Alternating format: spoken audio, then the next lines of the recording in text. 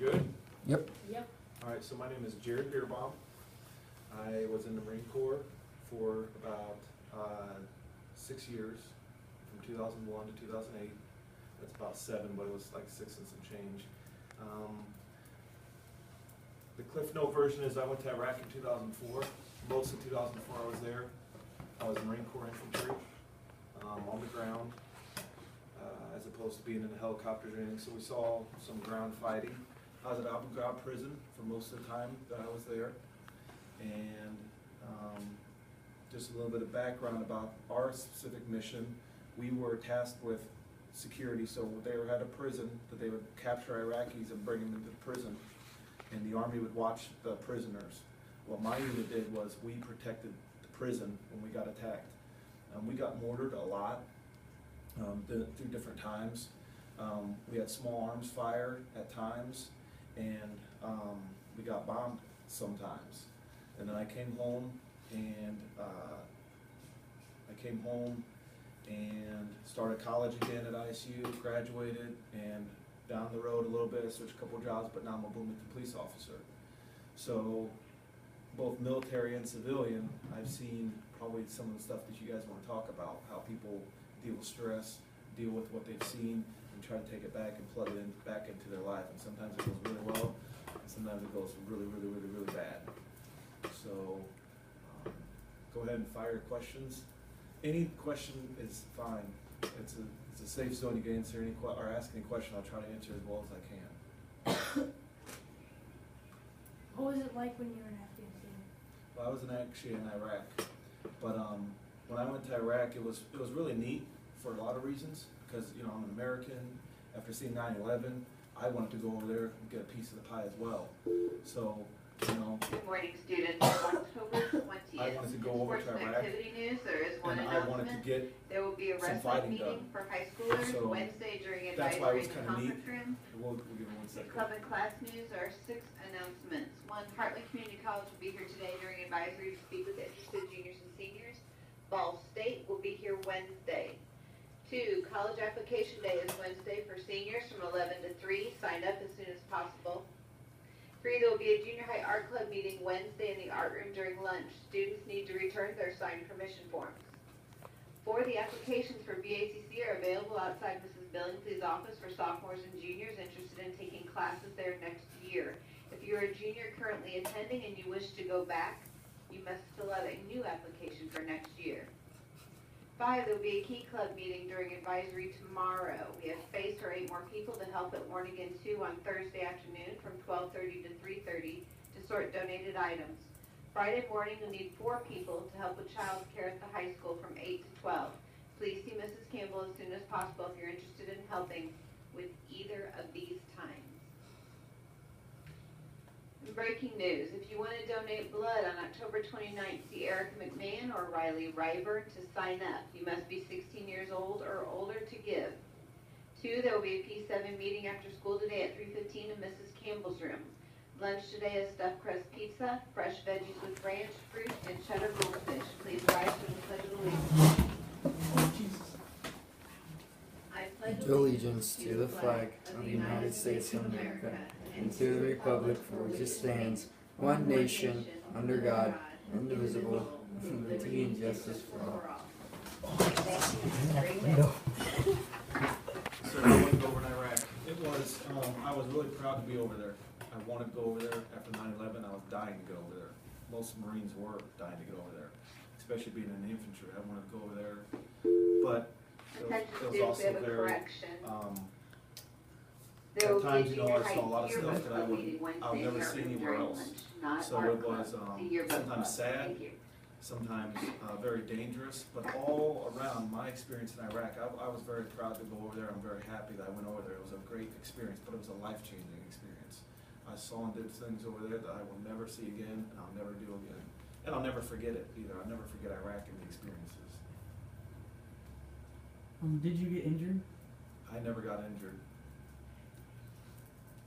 How did you stay in touch with your family while fighting? No, when I was over there, we had telephones at the time, and you'd call, but I couldn't always tell what time it was over in the United States. we were like 13 hours apart or 17 hours apart, so I'd call him, sometimes it'd be 2 in the morning.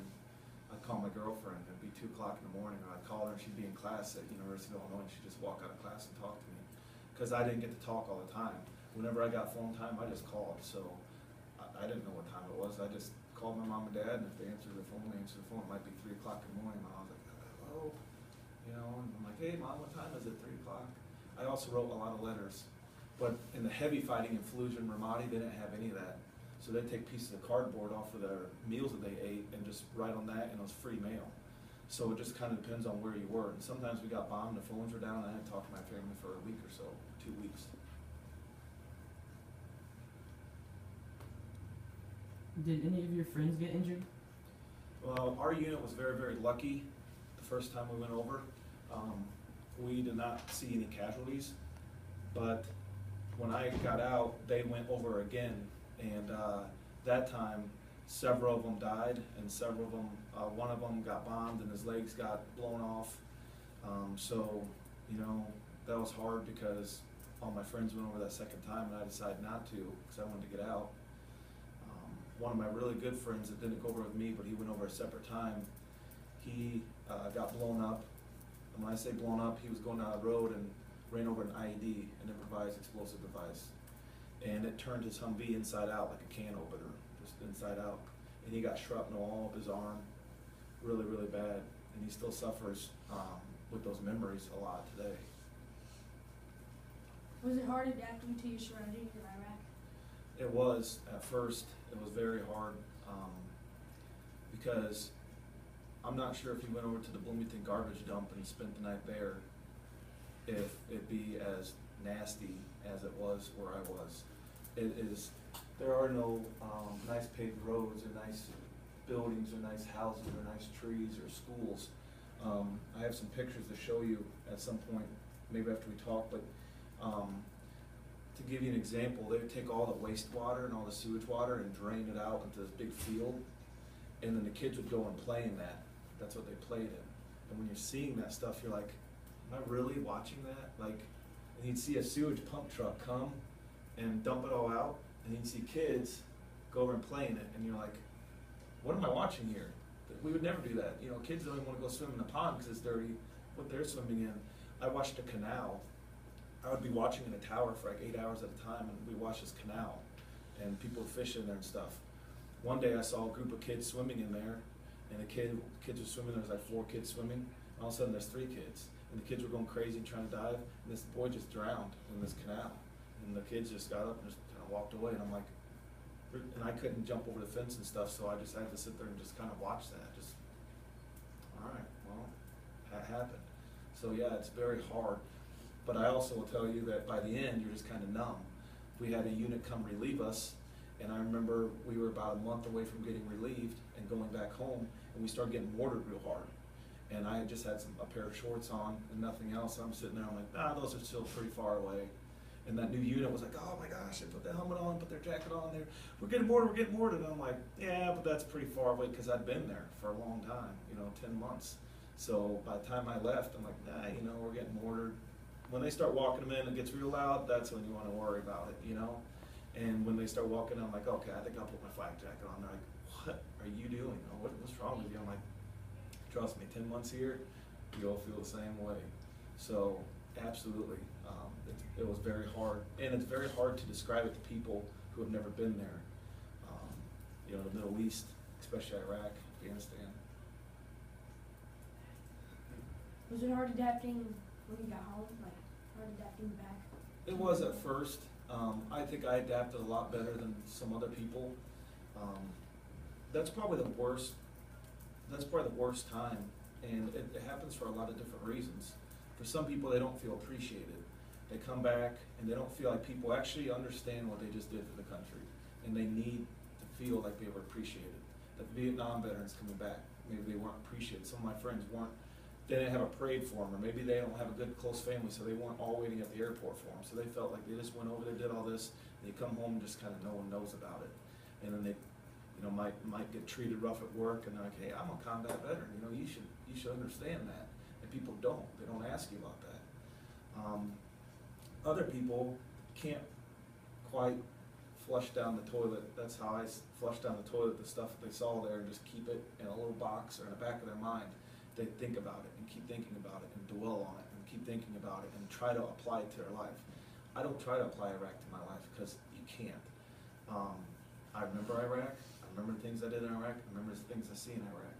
But I don't wake up every single day and think about, all right, let's pick a memory from Iraq and think about it today. I don't do that. I don't think it's healthy to do that.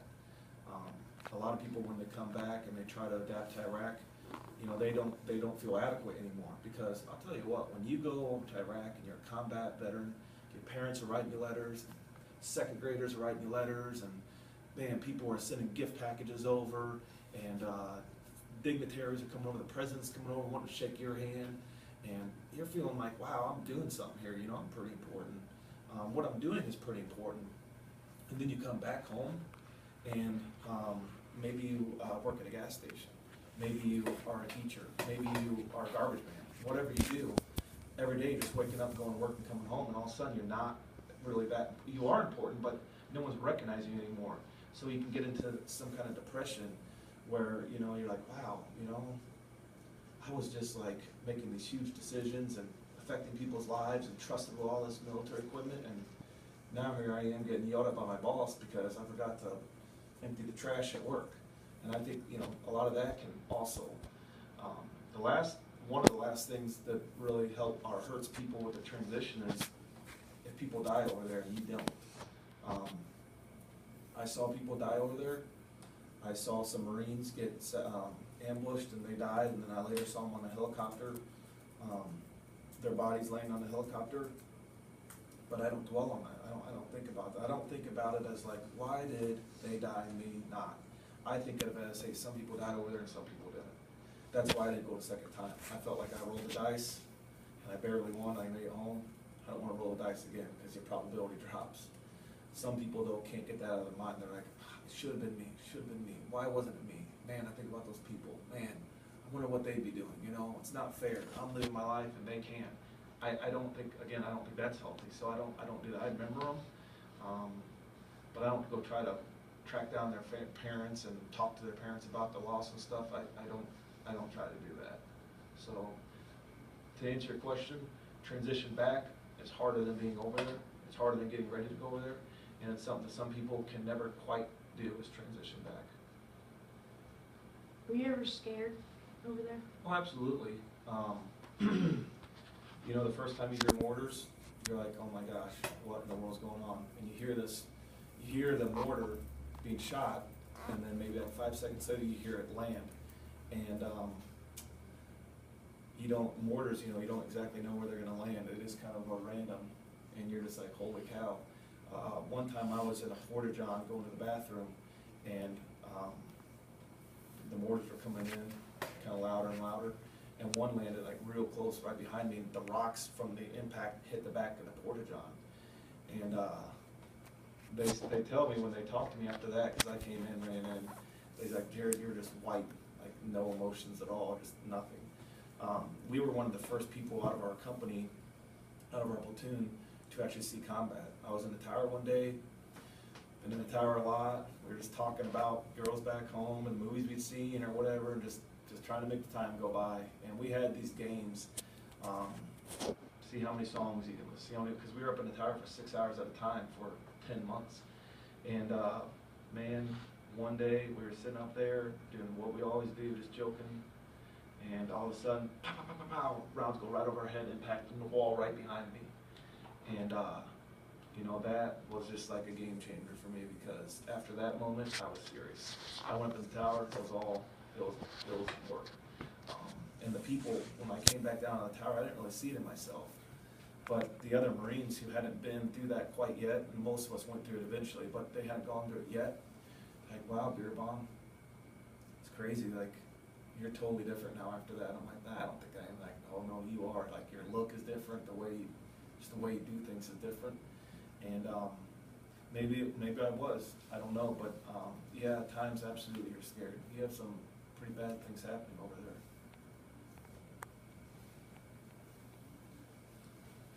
Did you carry a gun? If so, what was it? All the time.